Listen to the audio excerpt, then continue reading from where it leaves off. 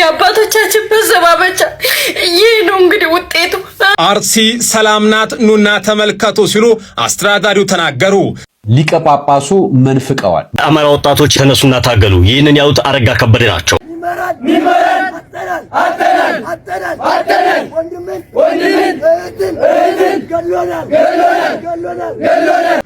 ይህች መነኩሴ ምን ፈልጋ ነው? የቅድስት ሥላሴ ቤተሰቦች ሰላም ጤናና ክብር ለእናንተ ይሁን። እንደምን ቆያችሁ? እንኳን ወደ ሙሌ ኢንተርቴይንመንት በሰላም መጣችሁ።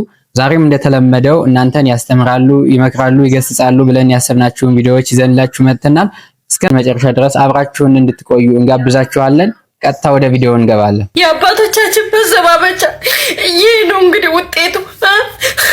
እያያችሁት ነው ወይ? አይታችሁታል? እንቅልፍ ወስዳችሁ አድሯል። ደህና አድራችኋል። እናንተ ጥሩ እንቅልፍ ተኝታችኋል። እኔ ትናንትና ብዙ ጊዜ ፖስቸዋለሁ። ኪዳነ ምሕረት በምታውቁ ግን አጠፋብኝ። ተቃጠልን እኮ እኛ ተቃጠልን። አባቶቻችን በእንደዛ አይነት መልኩ ማጣት እንዴት ነው?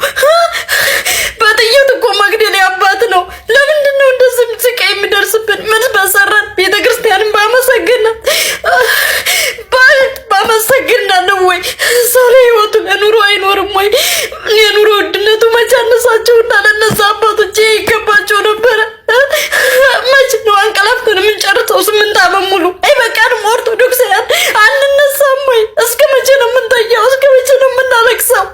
ለምንድን ነው የማንተባበረው? ለምንድን ነው የማንቆስለው እኩል? መዘባበቻ እስከ መቼ ነው የምንሆነው?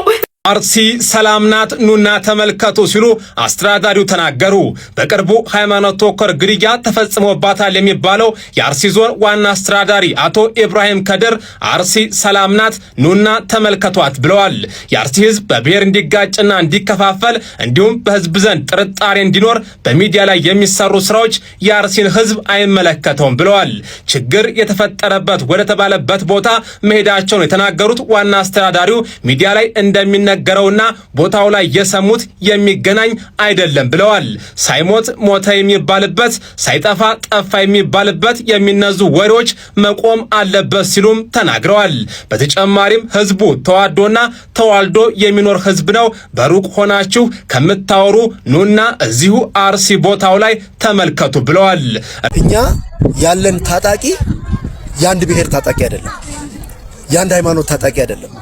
ስብጥር የሆነ ታጣቂዎች ነው ያለው። እስላም ከክርስቲያኑ ታጣቂ ነው። አገሩን ለመጠበቅ ቃል ገብቶ ምሎ ተገዝቶ ነው ወደ ታጣቂነት ይመጣው፣ እንደዚሁ አይደለም። ስለዚህ ሄዶ ውጊያ ሲያደርግ ይሰዋል። ሲሰዋ ግን ምንድነው የሚያደርጉት? እነኚህ የሽብር ጠማቂዎች ከውስጥ ክርስቲያን የሆነውን ብቻ መቁጠር ሁኔታዎች አሉ። ሙስሊሙ ግን እስካሁን አልቆጠረም። ከዛ ይቆጠራል። ሆን ብሎ ለፕሮፓጋንዳ ይጠቀሙበታል ማለት ነው። ይሄ ሲባል ክርስቲያን አልሞተም አይደለም፣ ሲቪሉንም የሚጠቃበት ሁኔታም አለ አርሲ ውስጥ ሆን ተብሎ። ይሄ የሚያደርገው ሸኔ ሆን ብሎ ሽብሩን ለማባባስና ህዝቦች እንዲጋጩ ለማድረግ ነው። የቀረችው አንድ ጥይት ነች። ያዋጣኛል ብሎ ደግሞ በስፋት እየተካሄደ ያለው በዘረፋውን በተለያየ መንገድም አንድ ወገንን ለማጥቃት ሁኔታዎች አሉ። ከሸኔ ያኳያ ማለት ነው። ሰው ማገት አለ፣ መዝረፍ አለ፣ መግደል አለ፣ ሲቪሉንም ማለት ነው። ይሄ ለምንድን ነው የሚደረገው? ህዝቡና ህዝቡ ተጣልቶ አይደለም፣ ህዝቡና ህዝቡ ተቃርኖ አይደለም፣ ህዝቡን ለማጋጨት ይሄው እየገደለ ያለው የሚለው ሸኔን ሙስሊም ብቻ አድርጎ የሚመለከት ሰው አለ። ሸኔ ግን ሙስሊም ብቻም አይደለም። ሸኔ ውስጥ ያለው አሉ ብዙዎቹ ተሰውተው ያየናቸው፣ ሞተው ያየናቸው አሉ። አንገታቸው ላይ መስቀል ይዘው ያገኘናቸው አሉ ሸኔ ውስጥ ማለት ነው። ክርስቲያኖችም እንዳሉ ይታያል። ስለዚህ እነኚህ ሃይማኖት የላቸውም። እንደው ሸኔ ውስጥ ያሉ ሰዎች ሃይማኖተኞች ናቸው ማለትም አይቻልም። ምክንያቱም ሃይማኖት የትኛውም ሃይማኖት ሰው እንግደል የሚል ሃይማኖት አስተምሮት ያለው ሃይማኖት የለም። ስለዚህ ሆን ተብሎ በሀገሪቱ ውስጥ ሌላ የጫነባቸው ሌላ አካል ኢትዮጵያን የማይፈልግ የኢትዮጵያን አንድነት የማይወዱ አካላት የጫኑባቸውን እሱን ነው ኢትዮጵያ ላይ እዚህ መተው አገራችን ላይ እያራገፉ ያሉት።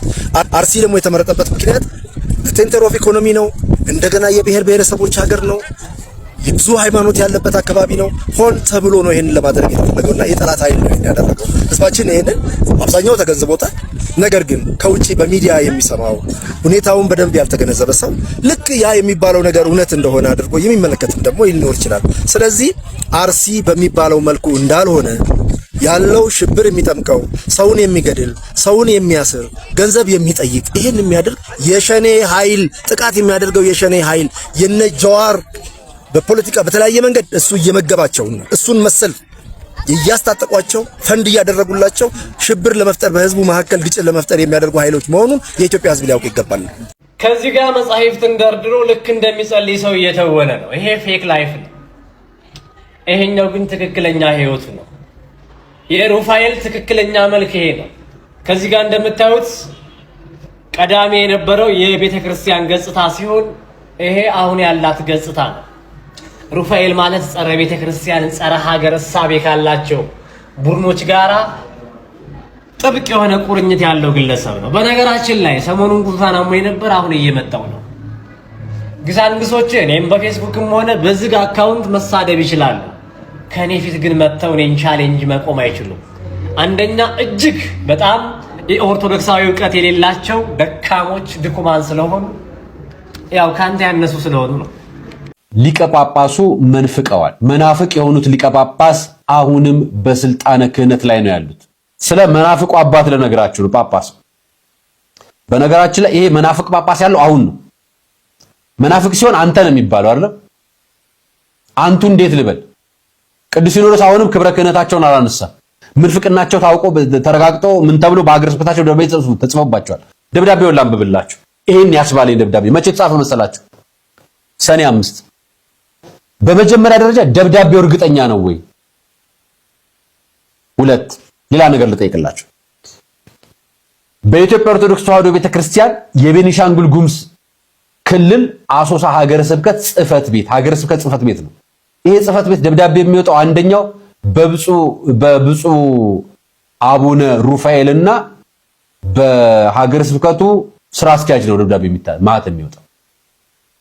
ለቅዱስ ሲኖዶስ ጽሕፈት ቤት፣ ለመንበረ ፓትርያርክ ልዩ ጽሕፈት ቤት፣ ለመንበረ ፓትርያርክ ጠቅላይ ቤተ ክህነት ጽሕፈት ቤት አዲስ አበባ ጉዳዩ ሀገረ ስብከታችን ሊቀ ጳጳስ ብፁዕ አቡነ ሩፋኤል በደልና ግፍን በተመለከተ ይሆናል። ብፁዕ አቡነ ሩፋኤል በደልና ግፍ አድርሰውብናል ተብሎ ነው ቅሬታ የቀረበው። ባለ 7 ነጥብ ቀርቦባቸዋል። ከቀረበባቸው ጉዳዮች መካከል አነሳላችኋለሁ። እኚህ አባት እንደምታውቁት ወለጋ ላይ ደብዳቤ ወጥቶባቸዋል። ደብዳቤው ማህበራዊ ሚዲያ ላይ ተሰራይቷል። የወርቅ ጽላት ሰርቀዋል። እሳቸው መረከባቸውን ተረጋግጧል።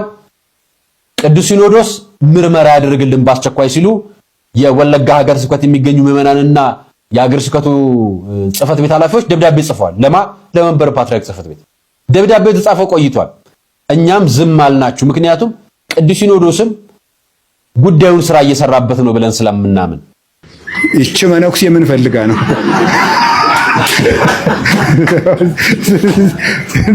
ስለዚህ አሁን እኔ የምነግራችሁ ተገማች መሆን የለብንም። በቃ ስግብግብ መሆን የለብንም። ሰውን ነፍሱ ላይ ከሰራንለት ብር አለ ነው። ስለዚህ ዝም ብለን ተቸግረን አምላካችን ጋር እንዋል። አንብቡ። ማግኔታይዜሽን የሚባል አለ። ማግኔት ብረትን ወደ ራሱ ይሰባል እንጂ ብረት ሲፈለግ አይሄድም ማለት ነው። ስለዚህ ብር ፈልጎን ይምጣ ነው ልላችሁ የፈለኩት። እንዘ አልብነ ሲሙሉት እንዘ አልቦ ዘያምረን ንትሜነንህ ወይ ነሐስር ልትመነደብህ ወይ ንጽያር አይደል ያለው ቅዱስ ጳውሎስ። ምንም የለንም ሁሉ አለን፣ ማንም አያውቀንም ሁሉ ያውቀናል ብሏል። ቄስ ለእግዚአብሔር ከሰራ እግዚአብሔር ለቄስ ይሰራል። አማራ ወጣቶች ተነሱና ታገሉ። ይህንን ያሉት አረጋ ከበደ ናቸው። ፋሚሊ በዚህ ሰዓት ከወደ ባህር ዳር አዲስና አነጋጋሪ መረጃ ሰምቷል። የአማራ ክልል ፕሬዝዳንት አረጋ ከበደ ለአማራ ወጣቶች የትግል ጥሪ አቅርበዋል። አመራሮቹን ሂዳችሁ ታገሏቸው ሲሉ ተደምጠዋል። አረጋ ይህን ያሉት ባህር ዳርን ወደ ላቀ ከፍታ ለመውሰድ የወጣቶች ሚና የማይተካ ነው በሚል መሪ ቃል ባህር ዳር ከተማ አስተዳደር ወጣቶች ጋር በተወያዩበት ወቅት ነው። ህዝብና በሀገር ላይ የሚፈጸሙ የሌብነት ድርጊቶችን ወጣቱ በግንባር ቀደምትነት ሊታገላቸው ይገባል ብለዋል። ብነት ውስጥ የመሬት ስርቆት፣ የግብር ስርቆት፣ የኮንትራት ስርቆት ውስጥ የሚገባ ግን መስረቅ ሳያንስ የሚመራውን ድሃ ህዝብ የጎርጥ የሚያይ አመራር ላይ በጽናት መታገል ያስፈልጋል ሲሉ የባህር ዳር ወጣቶችን አሳስቧል።